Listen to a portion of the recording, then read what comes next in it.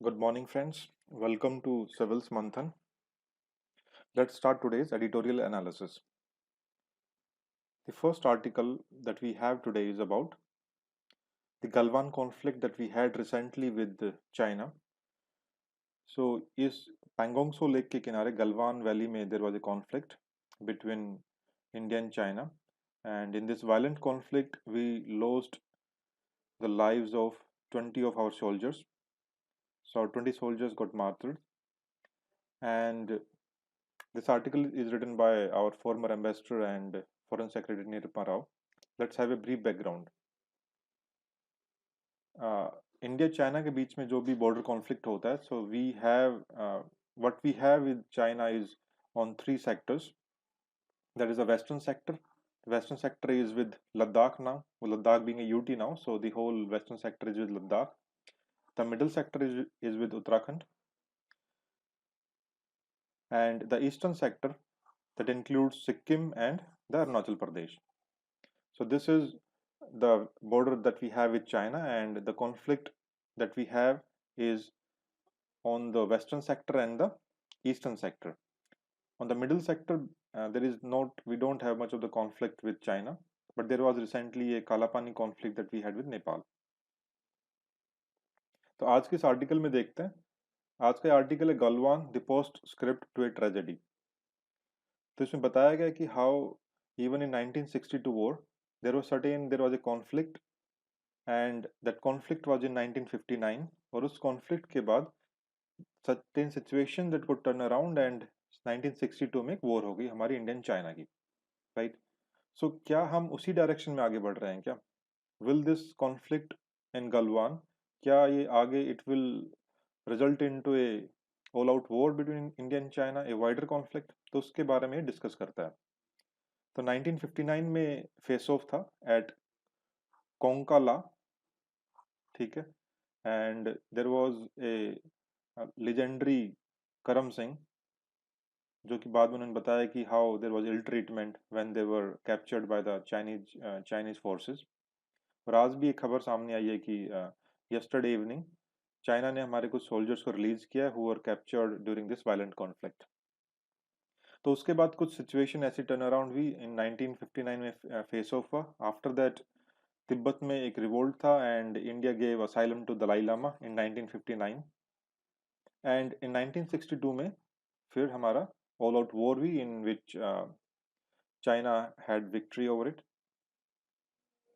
तो ये उसी बारे में डिस्कस कर रहा है कि is the country at a similar juncture today, कि 1959 में जैसे एक स्मॉल कॉन्फ्लिक्ट बड़ी वॉर में तब्दील हो गया था, is it the same way कहीं आने वाले टाइम में कोई ऐसा वॉर टाइप ऑफ सिचुएशन तो नहीं बनेगी?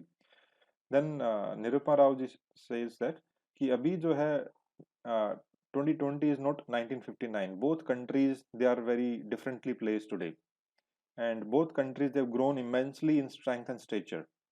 और रिलेशन भी जो है दोनों कंट्रीज के बीच में, that is more substantive and more diverse than in comparison to in 1950s.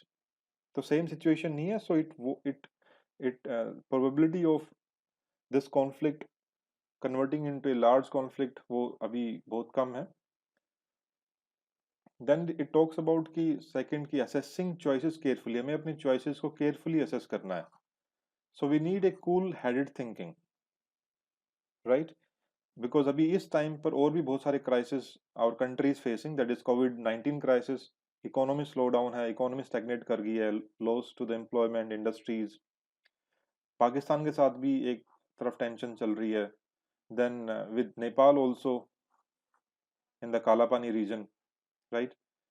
एक one of the road was inaugurated by our defence minister through the Kalapani region, जो कि हमें कैलाश मानसरोवर यात्रा के लिए that will help our pilgrimage. तो वहां पर उन्होंने, बिकॉज कालापानी नेपाल क्लेम करता है, सो नेपाल सेज कि ऐसा क्यों किया, and it later on change the और brought in the constitution new map in which it showed Kalapani as a territory of Nepal, जिसको इंडिया ने एज एन अनटेनेबल बोला है. So now if we go for eye for an eye will give the instant gratification, but it will complicate the situation more. अभी जो situation है, there is need and time for, we can say, cool it down. We need to resolve the conflict in that way.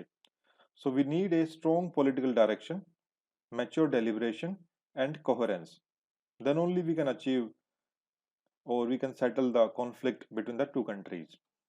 Army अपने level पे tactical adjustment कर सकती है and do the manoeuvres as well to deter the Chinese. But at political and diplomatic level, talk should be there. And even at the military commander level, we had अभी जो conflict था उससे पहले भी commander level पे बात हो रही थी, मिलिट्री लेवल पे. एंड एक बार लगा कि ये डिस्प्यूट जो है, कॉन्फ्लिक्ट सेटल डाउन हो जाएगा, but unfortunately it led to the violent conflict.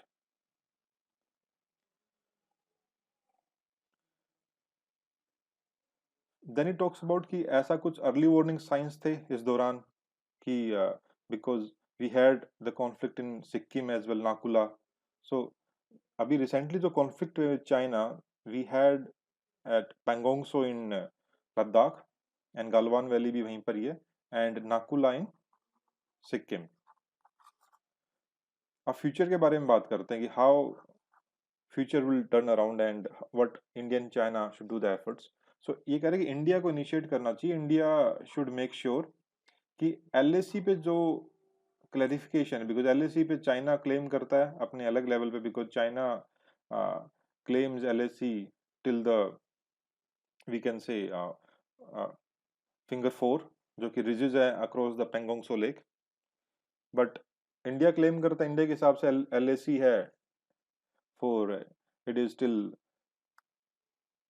Finger 8, we can say, जो कि अभी फिलहाल चाइना के ऑक्यूपेशन में है. सो दोनों के बीच में डिफरेंसेस है रिगार्डिंग द एलएसी. सो कह रहे कि जो डिफरेंसेस है ना, पॉकेट्स ऑफ जो डिफरेंसेस हैं ऑफ अलाइनमेंट, जो कि दोनों कंट्रीज अपने तरीके से परसीव कर रहे हैं, उनको क्लियरली आइडेंटिफाई करो कि भी आपके हिसाब से एलएसी क्या है, हमारे हिसाब से एलएसी है. मैप्स एक्सचेंज करो, ठीक है.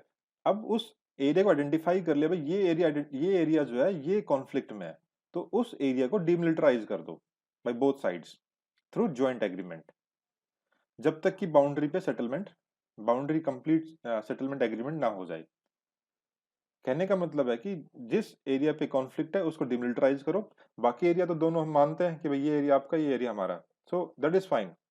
सो इस तरह से हम इसको ऐसे पीसफुली रिजोल्व कर सकते हैं. And India should also stand resolute and firm in the defense of its territory in all four sectors of the border. Four sectors कौन से थे हमारे?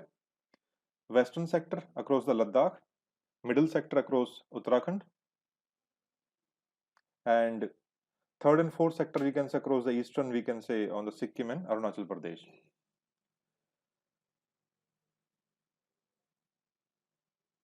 Then bilateral relations जो है दूसरे एरियाज में, that will also come under strain, economy level पे या किसी और लेवल पे हमारे जो टाइज हैं because of this recent conflict. तो लीडरशिप लेवल पे कुछ कॉन्टेक्स्ट अभी वी डोंट एक्सपेक्ट कि एकदम से अभी होगा, because things will take time to settle it down. Diplomatic channel जो है वो कंटिन्यू काम करते रहना चाहिए. It should remain open and it should not be fettered in any way. तो यहाँ पर डिप्लोमेटिक चैनल पे काम होते रहना चाहिए सो दैट कि चीज़ों को हम सेटल डाउन कर सकें. अब कुछ इश्यूज क्राइसिस झेलना पड़ सकता है to the Indian businessman in China and Chinese businessman business operation in India. So वो एक टफ टाइम रहेगा उनके लिए. Even for trade and investment also scenario won't be good. Then for India if you see there are certain areas जहाँ पर कि national security का मामला है, साइबर फील्ड है, टेलीकम्युनिकेशन है, एंड टेक्नोलॉजीज जहाँ पर कि स्पाई एंड सर्विलेंस के चांसेस होते हैं, लाइक 5G. इसके रिगार्डिंग जो है स्ट्रिंजेंट कंट्रोल्स जो हैं वो होने के चांसेस हैं in the coming times. Stringent controls, exclusion also, clamp downs on the treatment and the entry of Chinese companies in India. जो कि अभी रिसेंटली BSNL MTNL के लिए डिसीजन लिया गया अभी आफ्टर दिस कॉन्फ्लिक्ट कि भाई जो चाइनीज कंपनी है उनके लिए प्रोजेक्ट वगैरह, टेंडर वगैरह उनसे हटा लिया गया एंड फिर फ्रेश टेंडर दिए जाएंगे. फॉर द 4G के अंदर कुछ चाइनीज कंपनी काम कर रही है, for example Huawei and jetty. तो ऐसे आने वाले टाइम में और भी चांसेस हैं, बिकॉज इन 5G हुआई के लिए हम सोच रहे थे चांसेस थे, लेकिन दो वेस्टर्न कंट्रीज लाइक यूएस से देवर अपोजिंग कि 5G को इंडिया नहीं देना चाहिए, बट उस टाइम पे सिचुएशन अलग थी। हालांकि हमने एग्जैक्टली नहीं बोला था कि हम देंगे नहीं देंगे, बट अभी now things would be more clear for India to decide over it कि भाई हवाई की जगह किसी और को ये काम दिया जाए। We should develop our own capabilities. अब लॉन्ग व्यू में देखने की बात है कि क्या लॉन्ग व्यू लेना है।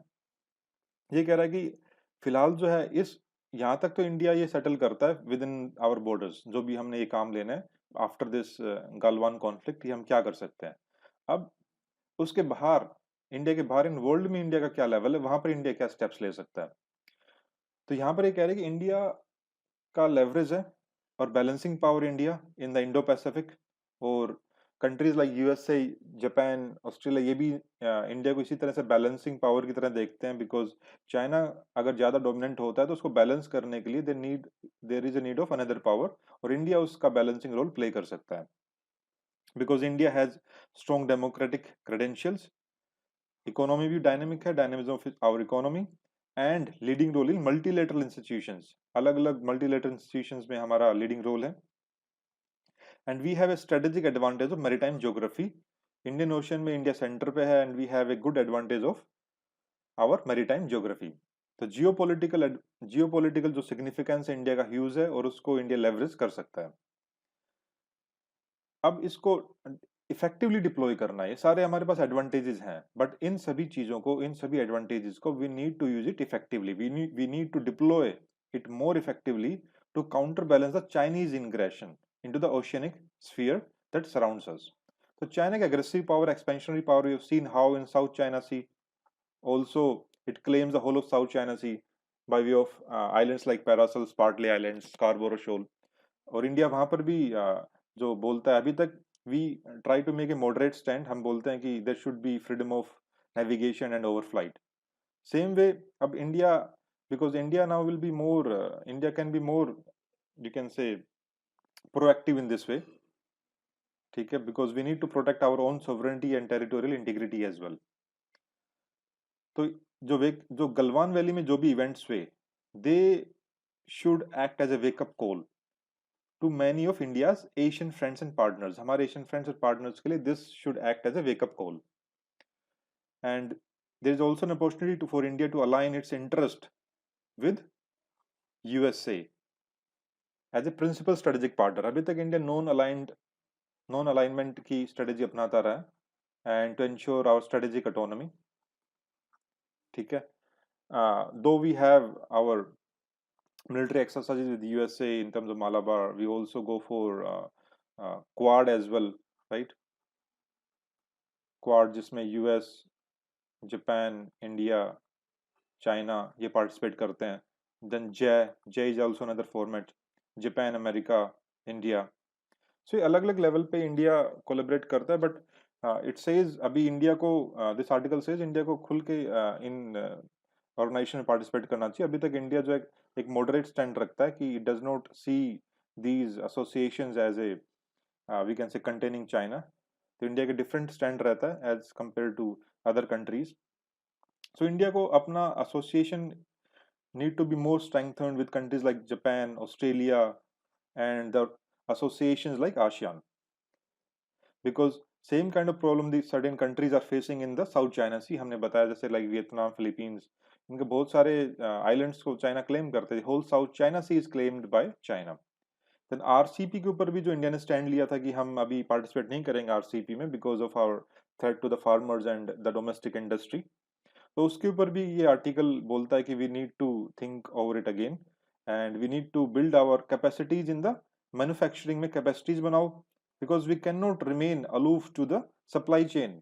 सप्लाई चेन का हमें पार्ट बनना है, ग्लोबल सप्लाई चेन का हमें इंटीग्रेटेड हिस्सा बनना है, then only we can take the benefit of this global value chain. Then it says that we need to take a long view of our South Asia policy। South Asia policy हमारी South Asia के अंदर हमारे SAARC nations हैं, and because most of these countries are our neighbors, so we need to strengthen our relations with our neighbors, we need peaceful and stable borders, then only India can prosper us। So it says good neighborhood relations are crucial for India's stability and well-being।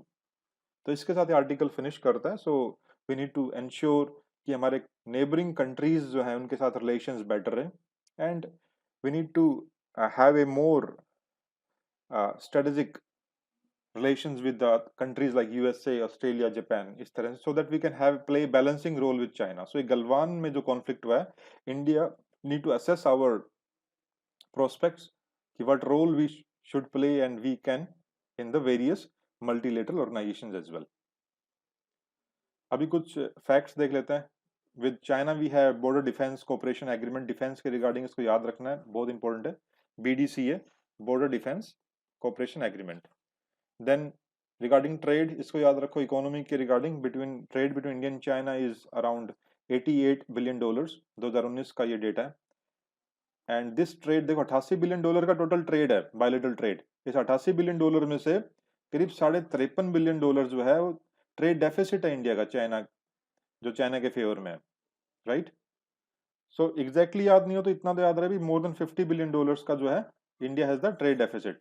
Exact याद रहे तो बहुत ही बढ़िया, नहीं तो थोड़ा just have a brief idea, but इसको you can use this data in the mains answer writing. That's all for today's this discussion. Thank you very much. And if you have any questions, you can ask your questions on this Telegram group. We also have a Telegram channel. Link of both are given in the description box below. We are some civil servants who are ready to help you out in this doubt clearing and guidance. If you like this video, please do subscribe, like, and press the bell icon so that you can get all the updates. Thank you very much. Jai Hind, Jai Bharat.